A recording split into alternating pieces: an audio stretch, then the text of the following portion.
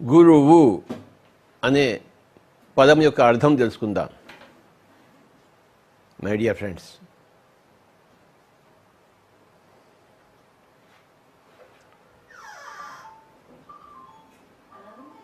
గురువు అనేది ఒక గొప్ప పదము భారతదేశంలో.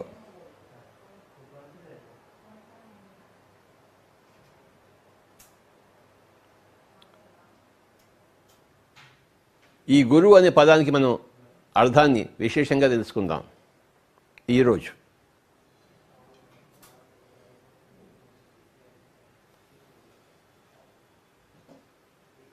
గురువు అన్న పదానికి ఆపోజిట్ వర్డ్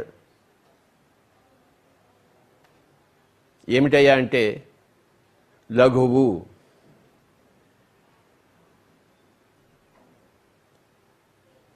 గురువుకి ఆపోజిట్ వర్డ్ శిష్యుడు కాదు. మనం గురువు శిష్యుడు అంటుంటాం, అది మనకి అలవాటు అయిపోయింది భారతదేశంలో. నరనరాన ఇంకిపోయింది అది.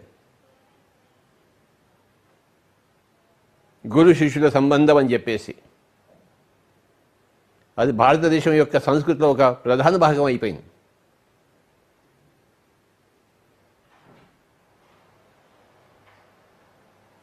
అయితే మన దృష్టి ఏమిటి, అందులో మన పిఎస్ఎస్ఎం దృష్టి ఏమిటి అని మనం తెలుసుకోవాలి.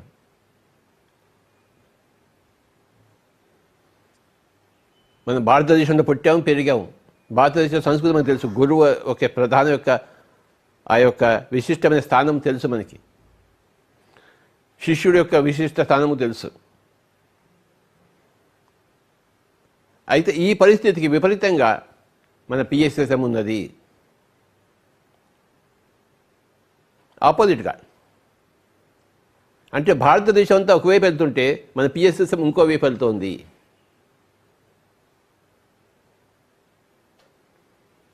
భారతదేశంలోనే పుట్టి పెరిగిన పిఎస్ఎస్ఎం భారతదేశాన్నే ఇంకొక వైపుకు తిప్పుతోంది.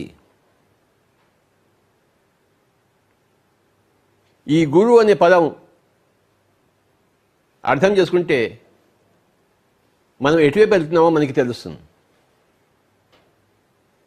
మన దేశాన్ని ఎటువైపు మనం తీసుకెళ్తున్నామో మనకి తెలుస్తుంది. గురువు అనగానే నెక్స్ట్ పదం శిష్యుడు వచ్చేస్తుంది భారతీయ సంస్కృతిలో. కానీ పిఎస్ఎస్ఎంలో గురువు తర్వాత వచ్చేది లఘువు, శిష్యుడు కాదు. గురువు లఘువు.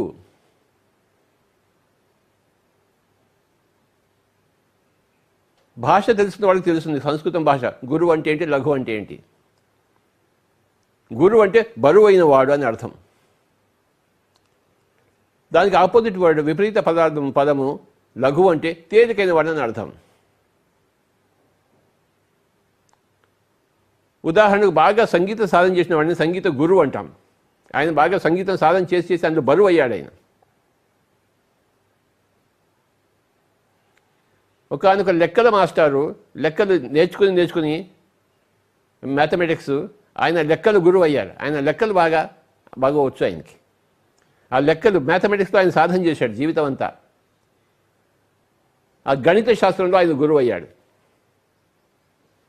ఆ విధంగా లెక్కలు బాగా రాని వాళ్ళు, ఆ అధ్యయనం చేయని వాళ్ళు, అందులో సాధన చేయని వాళ్ళు ఆ గణిత శాస్త్రంలో లఘువులు. ఆ బరువు సంపాదించుకోని వాళ్ళు. కనుక గణిత శాస్త్రంలో గురువులు ఉన్నారు, సంగీత శాస్త్రంలో గురువులు ఉన్నారు, సంగీత సాధనలో గురువులు ఉన్నారు, మల్ల యుద్ధంలో గురువులు ఉన్నారు. ప్రతి శాస్త్రంలోనూ గురువులు ఉంటారు, ప్రతి కళలోనూ. క్రికెట్ ఆటలో విరాట్ కోహ్లీ గురువు, అంటే బాగా సాధన చేశాడు ఆయన.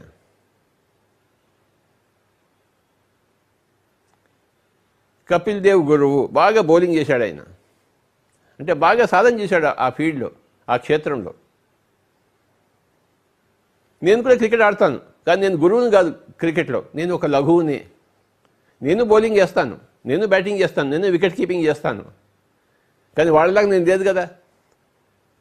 నేను క్రికెట్ గురువుని కాదు, నేను క్రికెట్ లఘువుని. నాకు క్రికెట్ వచ్చు. నేను చాలా క్రికెట్ ఆడాను.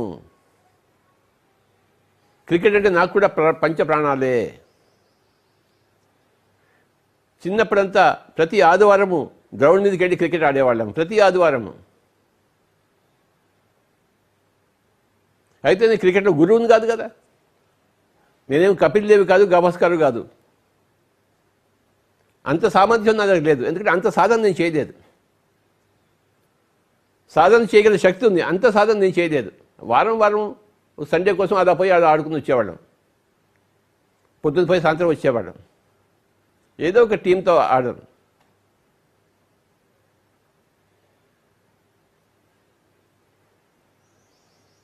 టెన్నిస్ బాల్తో ఆడాము క్రికెట్, కార్క్ బాల్తో ఆడాము క్రికెట్, బాల్తో కూడా క్రికెట్ ఆడాము. నేను క్రికెట్లో లఘువుని, గురువుని కాదు.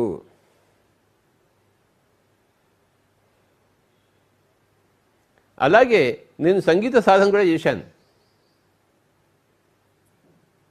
గొప్ప గొప్ప గురువుల దగ్గర నేను నేర్చుకున్నాను. వాళ్ళు గురువులు, కానీ వాళ్ళ దగ్గర నేను లఘువుని.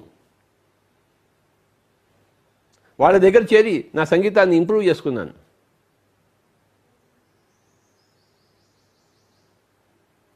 ఒక గురువు దగ్గర చేరితే ఒక లఘువు తాను కూడా గురువు అవుతాడు, జీవితాంతం కష్టపడితే.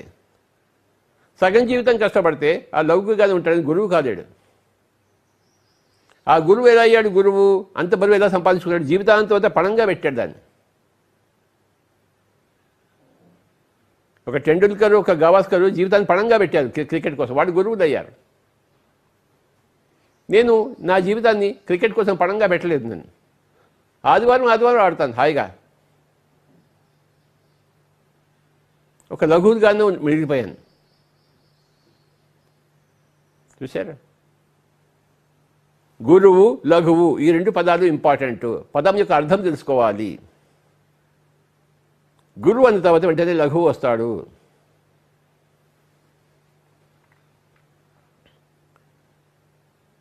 ఈ లఘువు గురువు గారిని చూసి ఆయన అంత సాధన చేశాడు, నేను కూడా నా జీవిత లక్ష్యం ఇదే అయితే నేను కూడా ఇంత సాధన చేయాలి అని తెలుసుకుంటాడు. ఆయన చూసి నేర్చుకుంటాడు లఘువు.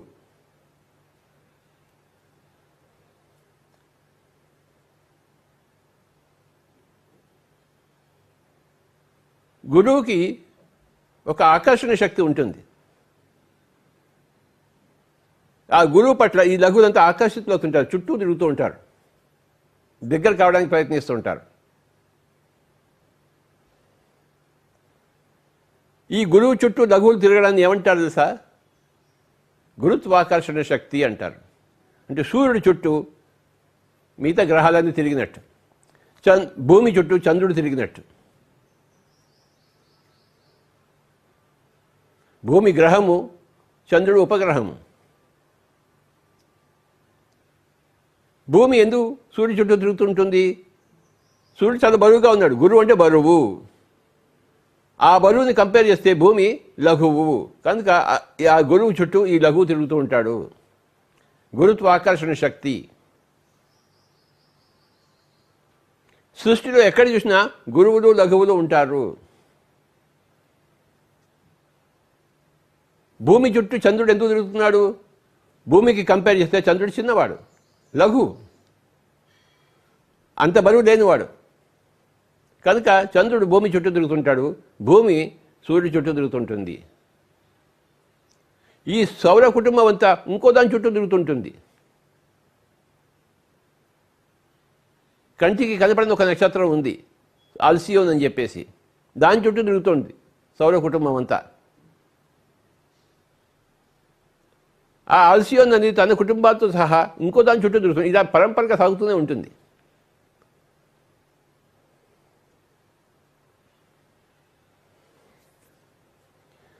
నేను నా తండ్రి యొక్క కొడుకుని, నా తండ్రి నా తాత యొక్క కొడుకు, నా తాత ఇంకో ఇంకో ఇంకో ఆయన కొడుకు, అలా సాగుతూనే ఉంటుంది.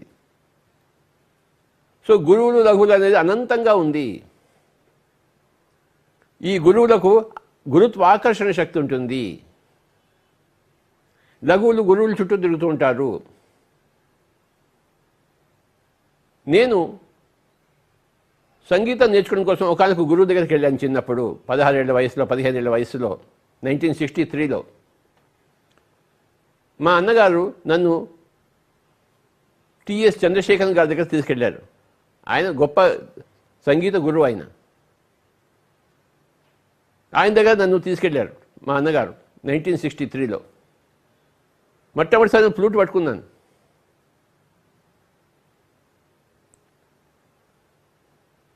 సెకండ్రాబాద్ మోండా మార్కెట్ దగ్గర ఉండేవారు మా గురువు గారు, టిఎస్ చంద్రశేఖరన్ గారు.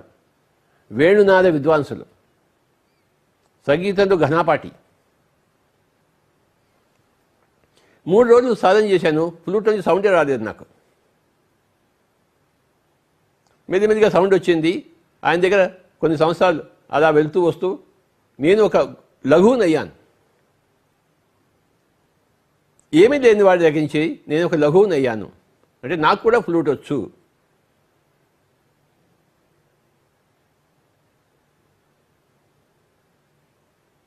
ఆయన చుట్టూ నేను తిరుగుతూ ఉండేవాడిని. అప్పుడే కదా వచ్చేది సంగీతం.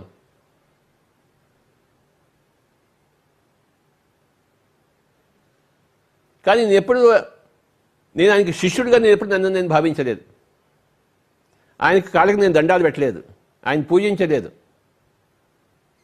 సంగీతంలో నాకు ఆయన బరువాడు. ఆయన దగ్గర ఉంటే నాకు కూడా ఆ సంగీతం కాస్త వస్తుంది, సంపర్క ప్రభావం ద్వారా. 6 నెలలు కలిసి తిరిగితే వారు వీరవుతారని ఉంది కదా. నేను రోజు ఆయన దగ్గర వెళ్తుంటే, లేదా వారానికి 2-3 సార్లు వెళ్తుంటే నాకు మెల్లిమెల్లిగా వస్తుంటుంది. నాకు తెలుసు అది ప్రకృతి సహజమైన సిద్ధాంతం. 6 నెలలు కలిసి ఉంటే వారు వీరవుతారు. నేను 6 నెలలు కలిసి లేదు, కానీ వారానికి 2-3 రోజులు వెళ్తూ వస్తుండేవాడిని. 1 గంట, 2 గంటలు, 3 గంటలు అక్కడ. ఆ పరిస్థితికి ఎంత రావాలో అంత వచ్చింది నాకు. నేను ఒక లఘువునయ్యాను. నేనేమి సంగీతం కోసం నా జీవితాన్ని పణంగా పెట్టలేదు. కాలేజీకి వెళ్తున్నాను, వస్తున్నాను, చదువుకుంటున్నాను, వస్తున్నాను, ఇది కూడా చేస్తున్నాను.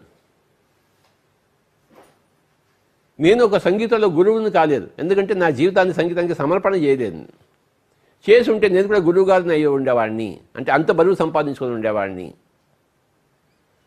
నేను సంగీతంలో లఘువుగానే మిగిలిపోయాను, ఎందుకంటే అది నాకు అదే కావాలి, అంతకన్నా ఎక్కువ అక్కర్లేదు నాకు.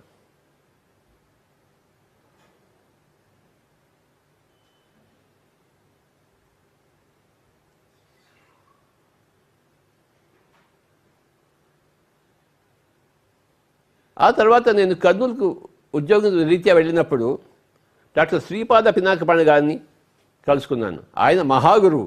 అంటే ఎంత సంపాదించాడో సంగీతంలో లెక్కే లేదు ఆయనకి. గురువు అంటే బరువు అయినవాడు, మహాగురువు అంటే చాలా చాలా బరువు ఉన్నవాడు. శ్రీపాద పినాకపాణి గారు మహాగురువు. ఆయన అంతటి సామర్థ్యాన్ని సంపాదించుకున్నారు, పణంగా పెట్టాడు తన జీవితాన్ని. ఆయన దగ్గరికి నేను వెళ్ళడం మొదలుపెట్టాను. 3 సంవత్సరాలు వెళ్ళాను. మరి ఆయన చుట్టూ తిరిగాను. నేను కర్నూలులో ఉన్నప్పుడు ఆయన చుట్టూ తిరిగాను. ఇక్కడ హైదరాబాద్లో ఉన్నప్పుడు టిఎస్ చంద్రశేఖరన్ గారి చుట్టూ తిరిగాను. ఫ్లూట్ వాయించడం వచ్చింది.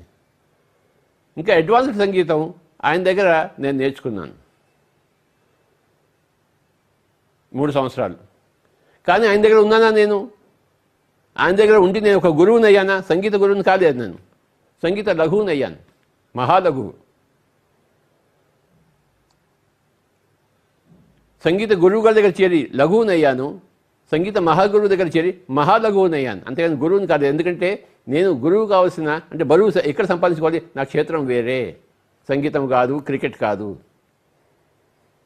నా క్షేత్రము ఆత్మ విజ్ఞానము, అందులో నేను గురువునయ్యాను. అంటే నేను బరువును సంపాదించుకున్నాను.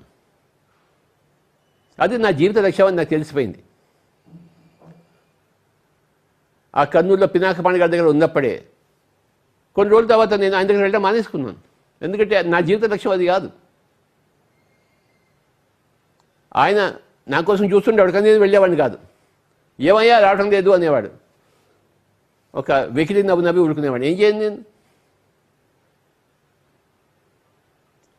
ఆ శ్రీపాద పినకబడ గారికి మిగతా అందరూ చాలా సంగీత గురువులు పెద్ద పెద్ద వారే వచ్చి కాళ్ళకి నమస్కారం పెట్టేవారు. నేర్నూరు కృష్ణమూర్తి, నూకల చిన్న సత్యనారాయణ, ఇలా గొప్ప గొప్ప వాడంతా. ఎందుకంటే వాళ్ళు కూడాను గొప్ప గురువులు అయ్యారు. ఆ గురువులకి ఈయన మహాగురువు. వాళ్ళంతా కాళ్ళకి నమస్కారం పెట్టి, నేను ఎప్పుడు కాళ్ళకి నమస్కారం పెట్టలేదు, చేతులు కూడా ఇలా పెట్టలేదు. నన్ను ఆయన దగ్గరికి వెళ్ళి ఆయన ముందర కూర్చుని చేతులు కట్టుకుని నుంచునేవాడిని. ఆయన కూర్చోమంటే కూర్చునేవాడిని. ఆయన ఏమిటయ్యా వాయించు అనేవాడు, నేను వాయించేవాడిని. కొత్త కీర్తన చెప్పనా అనేవాడు, చెప్పండి స్వామీజీ అనేవాడిని. చెప్పేవాడు, నేర్చుకునేవాడిని. కానీ అభ్యాసం చేసేవాడిని కాదు. ఎందుకంటే నేను గురువుని కాదలుచుకోలేదు, లఘువునిగానే ఉండిపోయాను. నేను నా లక్ష్యం అది. కానీ ఆ సంగీతం నుంచి ఎప్పుడైతే నేను ధ్యానంలోకి వచ్చానో అది నా జీవిత లక్ష్యం అయిపోయింది. ఇంక రాత్రి అనక పగలనక పుస్తకాలన్నీ చదవడం మొదలుపెడుతూ అదే ఆలోచిస్తూ దానికోసం నేను జీవితాన్ని అర్పణ చేశాను. కనుక నేను ఈ ధ్యాన విద్యలో, ఈ ఆధ్యాత్మిక శాస్త్రంలో నేను అంత బరువును సంపాదించుకున్నాను, లక్షల పుస్తకాలు చదివి. కనుక నేను ఒక గురువుని. గురువు అంటే బరువైన వాడని అర్థం, గుర్తుంచుకోండి. ఆ పదం యొక్క అర్థం ఎప్పుడు తెలుసుకోవాలి మనం, లేకపోతే విపరీత ధోరణిలో అయిపోతాం. పదం యొక్క అర్థం తెలుసుకోవాలి, పదార్థము తెలుసుకోవాలి. గురువు అంటే బరువైన వాడు, ఏ లెక్కలో అయినా, ఏ శాస్త్రంలో అయినా, ఏ కళలో అయినా.